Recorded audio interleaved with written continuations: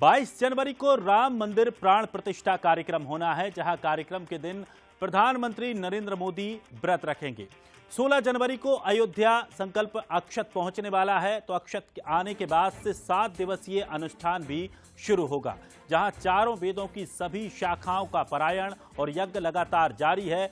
15 जनवरी तक वैदिक विद्वान लगातार यज्ञ हवन करते रहेंगे। तो एक लंबी प्रक्रिया ये रहेगी और पूरे विधि विधान के साथ ये महत्वपूर्ण कार्यक्रम होने जा रहा है। लेकिन आपको बता दें कि जिस दिन प्राण प्रतिष्ठा होगी उस दिन प्रधानमंत्री नरेंद्र मोदी व्रत रखेंगे और व्रत करने के बाद इस अनुष्ठान को आगे पूरा करवाएंगे।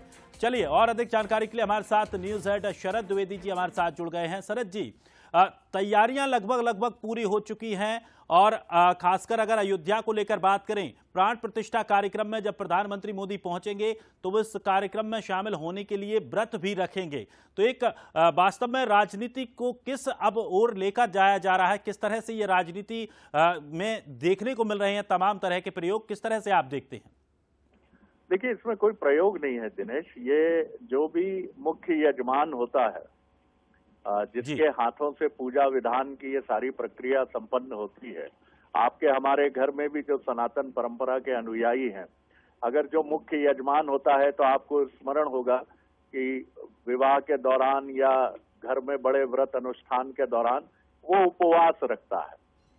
ये सनातन परंपरा का विधि विधान है। और चूंकि इस पूरे कार्यक्रम के, जहां तक मैं समझ रहा हूं कि मुख्य यजमान प्रधानमंत्री प्रधान सेवक नरेंद्र मोदी जी हैं, तो ये निश्चित तौर पर ये जो भी इसको पूरे विधि विधान पूर्वक शास्त्रोक्त तरीके से संपन्न कराने वाले शास्त्री और आचार्य हैं, ये उनके परामर्श पर ये बात कही गई होगी कि चूंकि इस पूजा विधान में आप सम्मिलित रहेंगे और 500 वर्षों के बाद ये सुयोग बना है कि जब अयोध्या में रामलला भव्य मंदिर में विराजेंगे, तो आपका व्रत और व्रत अनुष्ठान से चलना बहुत आवश्यक है। और आप जानते ही हैं, हम सभी जानते हैं कि प्रधानमंत्री एक सनातन परंपरा के गहन दीक्षित व्यक्ति हैं।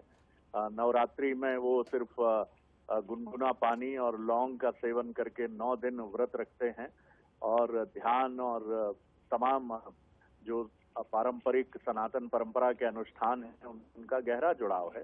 तो इसमें कहीं कोई राजनीति का प्रश्न कतई भी नहीं है। मुझे लगता है कि ये एक गहरा सनातन परंपरा से जुड़ा हुआ जो प्रधानमंत्री का व्यक्तित्व है, उसी की रीति नीति के अनुरूप वो इस दिशा में आगे बढ़ रहे हैं। जी चलिए, शुक्रिया शरद जी। तो निश्चित तौर पर बड़ा कार्यक्रम है और इस कार्यक्रम की तैयारियां भी व्यापक स्तर पर देखने को मिल रही हैं। तो वहीं प्रधानमंत्री मोदी भी अब पूरी तैयारी के साथ इस कार्यक्रम को लेकर तैयार हैं और ये माना जा रहा है कि जिस दिन प्राण प्रतिष्ठा यानी 22 जनवरी को जो कार्यक्रम होना है, अनुष्ठान होना है, उसमें प्रधानमंत्री मोदी व्रत रखेंगे और पूर्ण तरीके से जिस तरह से पूरे कार्यक्रम को तय किया गया है उसी रूपरेखा के हिसाब से कार्यक्रम चल रहा है। उससे पहले आपको बता दें कि लगातार वहां वैदिक पाठ शुरू हो गए हैं।